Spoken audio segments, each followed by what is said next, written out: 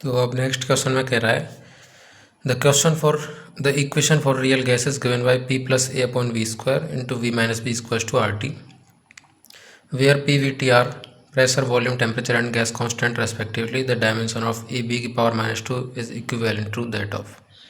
तो हमें पहले इस ए और बी का डायमेंशन निकालना है, उसके बाद हम फिर ए बी की पावर -2 का डायमेंशन निकाल के इन सब के डायमेंशन से कंपेयर करेंगे। तो चलिए देखते हैं p प्लस ए अपॉन वी स्क्वायर। तो प्रिंसिपल ऑफ होमोजेनिटी के हिसाब से दो सेम डायमेंशन वाली क्वांटिटीज़ को ऐड किया जा सकता है या सब्ट्रैक्ट किया जा सकता है। तो यानी कि प्रेशर और ए अपॉन वी स्क्वायर इन दोनों का डायमेंशन जो है वो सेम होना चाहिए। तो यहाँ से प्रेशर का डायमेंशन हम लिखेंगे ml-1 t-2 force upon area होता है equals to dimension of A upon volume का डायमेंशन होता है L3 उसका स्क्वायर। तो ए का डायमेंशन निकालेंगे यहाँ से, तो ये आ जाएगा ml-1 t-2 इंटू L6। तो ये हो जाएगा ml5 t-2, ये ए का डायमेंशन आ गया। अब बी का डायमेंशन निकालेंगे तो v माइनस बी, वी और वी में से बी को सब्ट्रैक्ट किया जा रहा है तो वी का डायमेंशन और बी का डायमेंशन सेम होना चाहिए। तो बी का डायमेंशन जो है वो वॉल्यूम का ही डायमेंशन हो जाएगा यानी कि L3। तो अब ए बी की पावर -2 का डायमेंशन निकालते हैं, ये हो जाएगा ml5 t-2 इंटू बी की पावर -2 हो जाएगा L की पावर -6। तो इसका डायमेंशन आ गया ml-1 t-2। तो इसको अगर हम चेक करें प्लैंक्स कांस्टेंट से पहले, तो प्लैंक्स कांस्टेंट होता है E=h न्यू। यहाँ पर h जो है वो प्लैंक्स कांस्टेंट है, न्यू फ्रिक्वेंसी है, E एनर्जी है।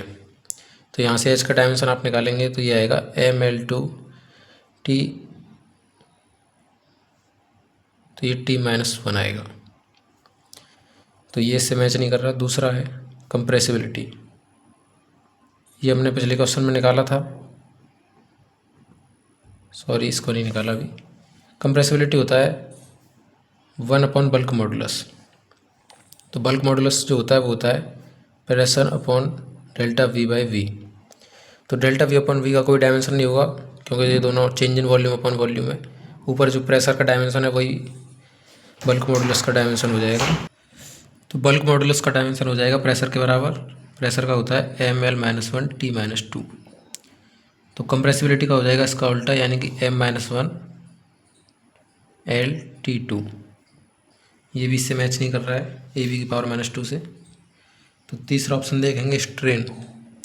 स्ट्रेन जो होता है वो होता है delta L upon L, change in length upon length. तो इसका कोई डायमेंशन नहीं होता है, ये डायमेंशन लेस है, तो ये भी मैच नहीं कर रहा है। चौथा ऑप्शन है एनर्जी डेंसिटी। एनर्जी डेंसिटी का होगा U = एनर्जी अपॉन वॉल्यूम। तो एनर्जी का जो डायमेंशन होगा ml2 t-2 अपॉन वॉल्यूम का होगा L3। तो ये आ जाएगा ml-1 t-2।